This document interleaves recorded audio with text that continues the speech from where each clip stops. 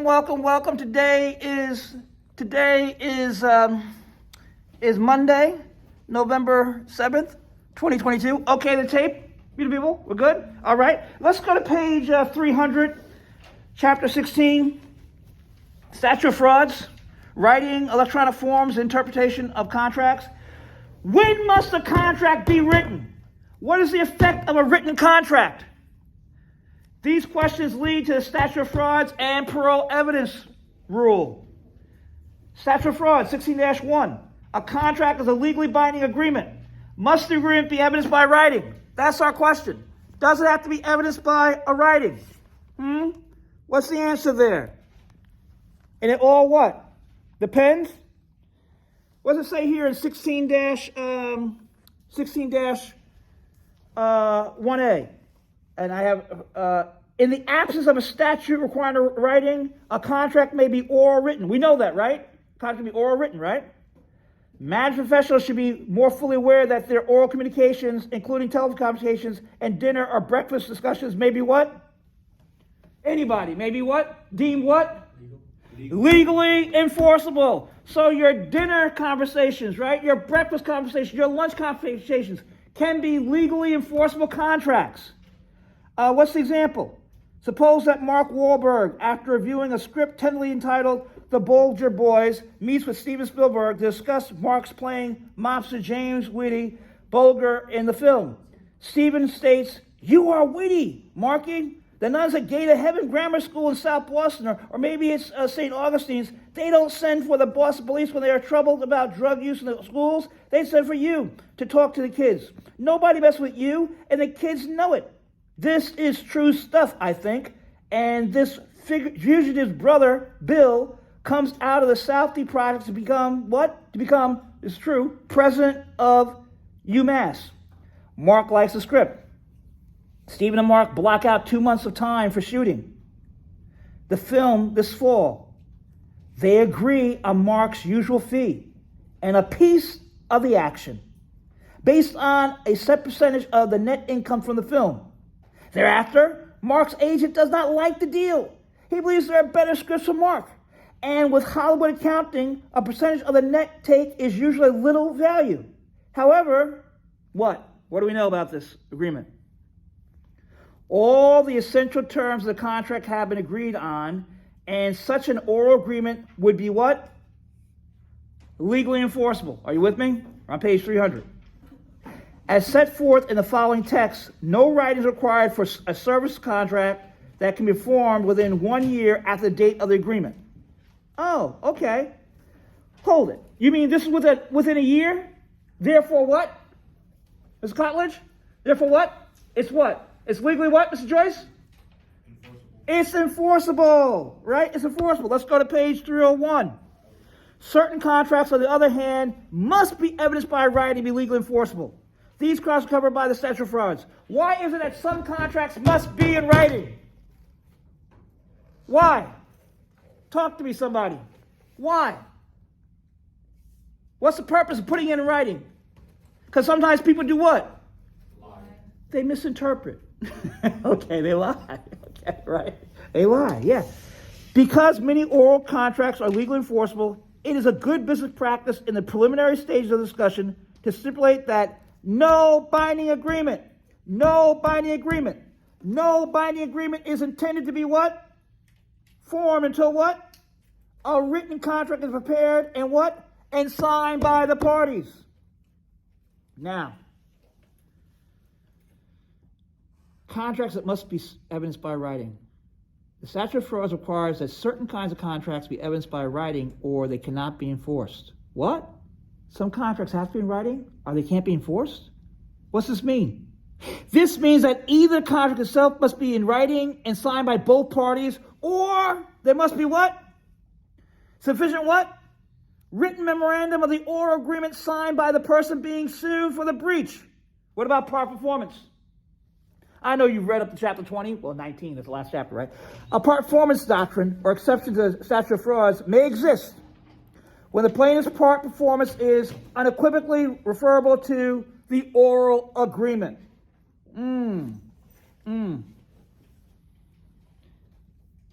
What is part performance?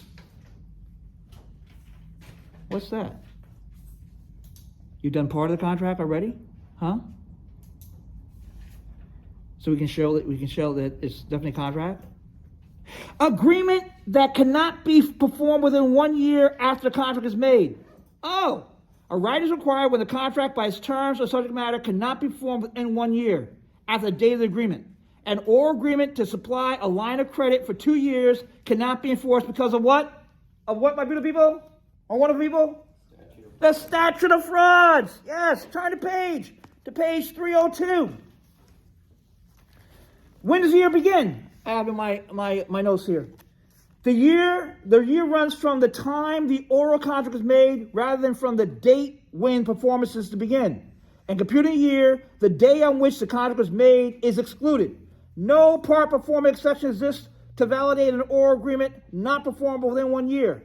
Baby Backs Foods negotiated a multi-year oral agreement to co-market its barbecue meat products with Coca-Cola Company nationwide and arranged to have several coolers installed at area grocery stores in Louisville under the agreement. Baby Backs faxed a Coca-Cola a contract that summarized the oral agreement, but the Coca-Cola never signed it. That's a problem, right? Because Coca-Cola did not sign and no part performance exception exists for the oral agreement not performed in 1 year, Baby Backs what? Lawsuit would be unacceptable, right? When no time performance is specified in the oral contract, and complete performance could conceivably occur within 1 year, statute of frauds is not applicable to the oral contract. Okay, so we're Batwoman, or we're Batman, right? And we hire Alfred to be our butler, right? And so he's been our butler for 20 years, okay? Then we tell him to go. Can we do that?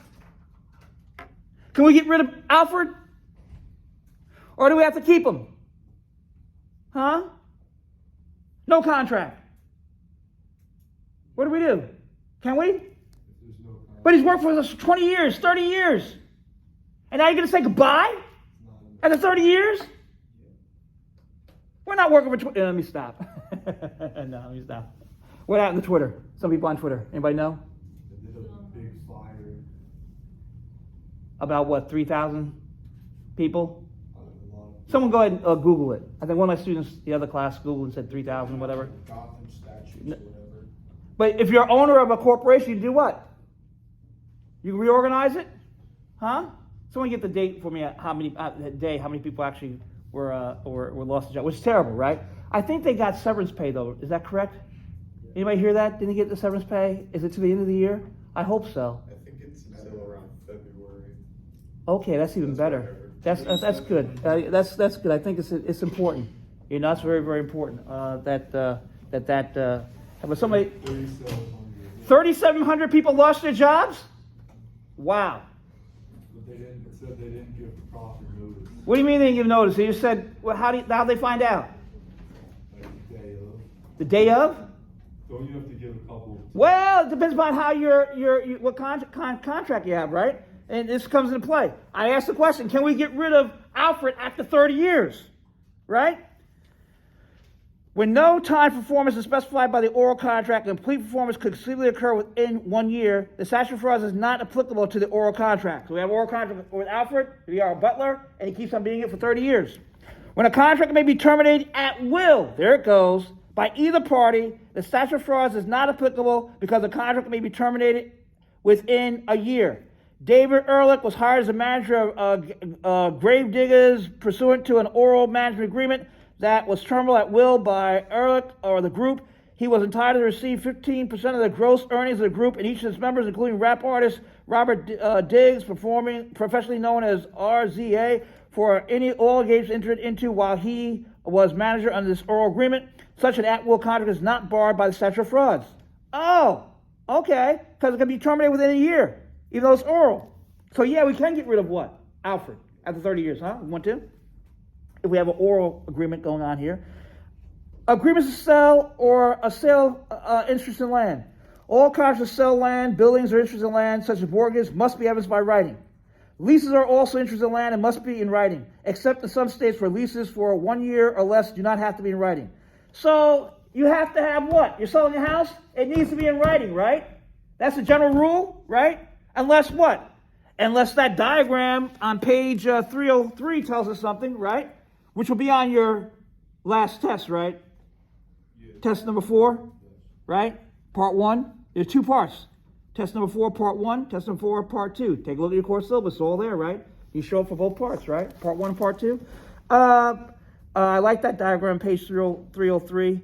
And I think I like the diagram on page 342 also I have on here, right? That's for your last test we're talking about, not the one coming up right now. Those are different diagrams I like, but we'll get into that later on. Where was I here? Oh, what happened with Mrs. O'Toole? What happened to her? She had a deal to sell her house, right? What's it say here? For example, if Mrs. O'Toole orally agrees to sell her house to the Gillespie's for $250,000, and thereafter her children convince her that she could obtain $280,000 for the property if she is patient, can she do that? Can you do that? Yeah, not a problem. I'm gonna sell my house for $250,000. Not a problem. Not a problem. Yeah, take the house. Their kid said, no, don't sell for that. You can make more money, right? Is the oral contract? Is the oral agreement enforceable? What's the answer, Pete? Answer is what? No. No. No. How come? It must be what? Sale of land must be in writing. That's the part exception. So here it is. Miss O'Toole orally agrees to sell her house to the Gillespie's. Okay, we did. Miss O'Toole can raise defense of statutory frauds should she be sued for breach of the oral agreement. Hey, it has to be in writing. Under the par performance doctrine, an exception exists by which an oral contract for the sale of land will be enforced by a court of equity in a suit for specific performance if the buyer has taken possession of the land under an oral contract and has made substantial improvements, the value of which cannot easily be ascertained, or has taken possession and paid part of the purchase price. So here we have par performance, right, where they paid some of the money. This kind of stuff we're learning right now, you get this in law school. You get this on the bar exam. You need to know this, okay? If you're going to be a business person, you need to know these rules we're going over right now. They're very important. Yes? So in chapter 12, it says that when a contract is made in jest or excitement, that it's not to be. Yeah, that's not a contract, right? Because I heard something about a dinner table.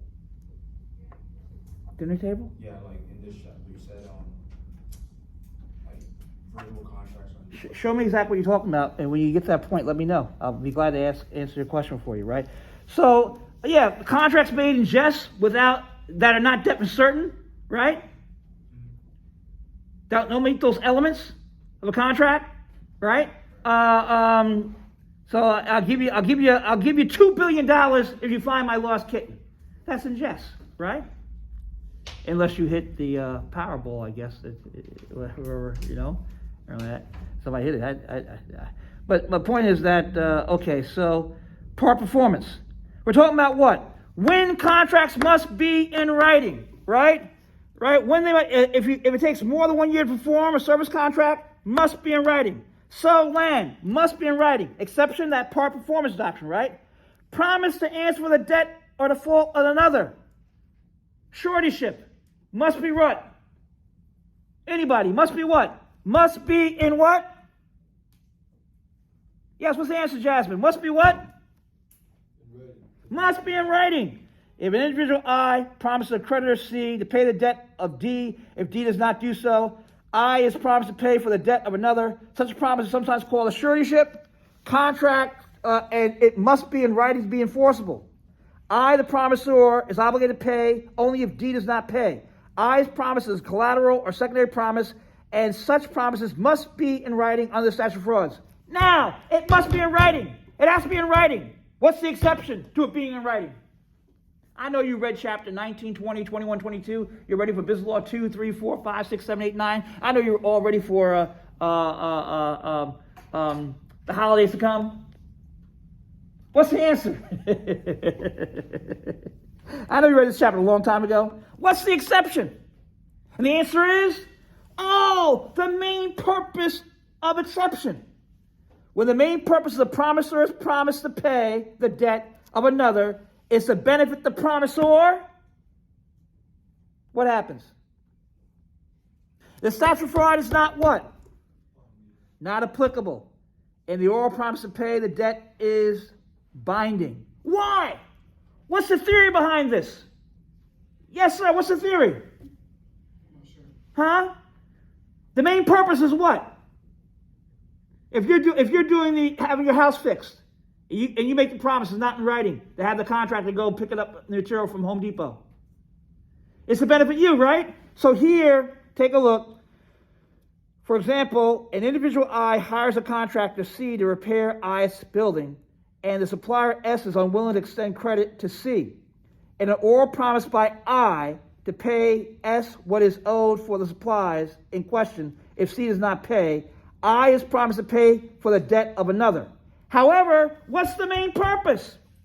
The main purpose of I's promise was not to aid C, but to get his own house repaired. This promise is not within the statute of frauds. Why? Because it's benefiting the promisor themselves. Okay? All right? That's the exception. And you have to know these exceptions. All right? Page 304.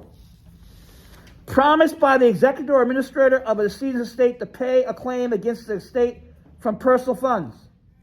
Okay, someone says, "Yeah, I'll pay for the bill, right, of the person who passed away." Can you enforce that? How many people say, "Yeah"?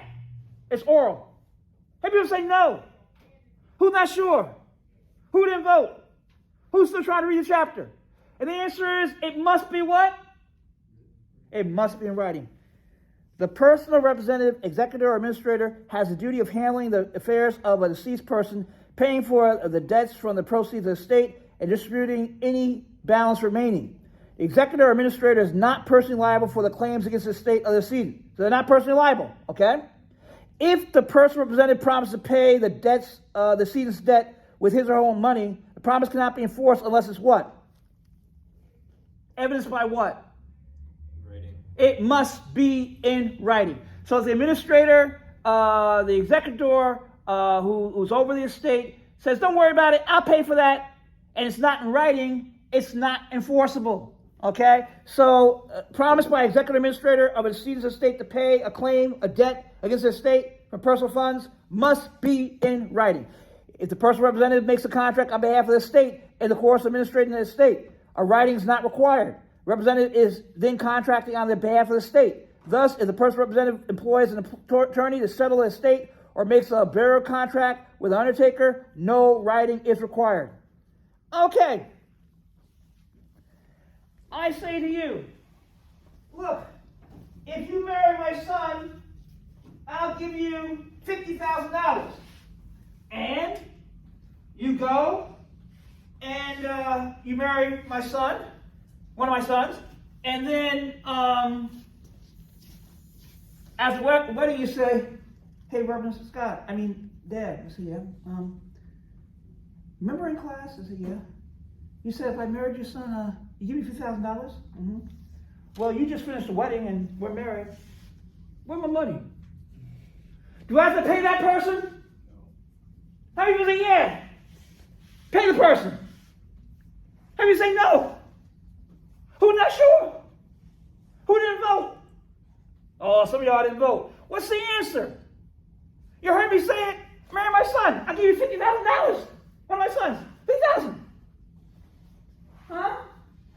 Is that enforceable? No. But the person went through with it. They got married. You do. There's nothing written. Huh? There's nothing written. Well, what about morally? Yeah. Okay. But legally, the answer is no. And the answer by many people is what? No!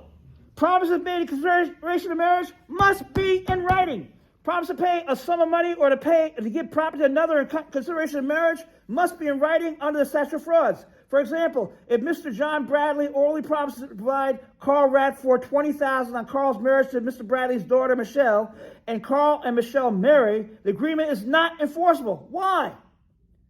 Why? Under the statute of frauds, not enforceable because what? It was not in writing. Very good. Now, prenuptials or antenuptial agreements are entered into by the parties before their marriage. Now, why would someone want to enter into a prenuptial agreement. I mean, isn't that very, very unromantic to say, here, I give you the sun, I give you the moon, I give you all the stars, but can you do something for me? Could you sign right here that in case, things don't work out, I keep all my money for myself? Is that all unromantic? Who does that kind of stuff? Who does that? Who does prenuptial agreements? Huh? Who? Tom Brady. I don't know if he did. Who else? People with like, I've been saying for years, even before he became president, Donald Trump, right? I said for years, before he even became president, I've been using that example, right? And other people who have what? Have money? Why? Protect them? In case things don't work out? Huh? Things don't work out with the marriage? And prenuptial and antenuptial agreements are entered into by parties before their marriage. After full disclosure of each party's assets and liabilities, and in some states income, the parties set forth the rights of each party regarding the property, and among other things, set forth rights and obligations should the marriage end in a separation or divorce. Such a contract must be in writing. You got to put it in writing. What about the sale of goods? As will be developed in Chapter 22, nature and form of sales, contract with sale of goods priced $5 or more must ordinarily be in writing under UCC 2201. Promissory estoppel, what's that? Promissory estoppel, what's that? My wonderful people. The statute of frauds may be circumvented when the party seeking to get around the statute of frauds is able to prove an enhanced promissory estoppel. What?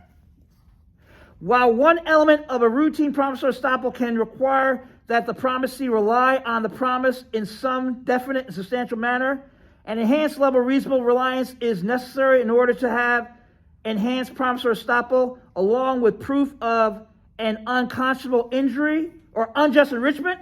What? Quasi-contract? We've seen that before, right? Unjust enrichment? Oh. And Indiana Bakery Classic Cheese Incorporated was able to interest several hotels and casinos in Las Vegas in buying its product.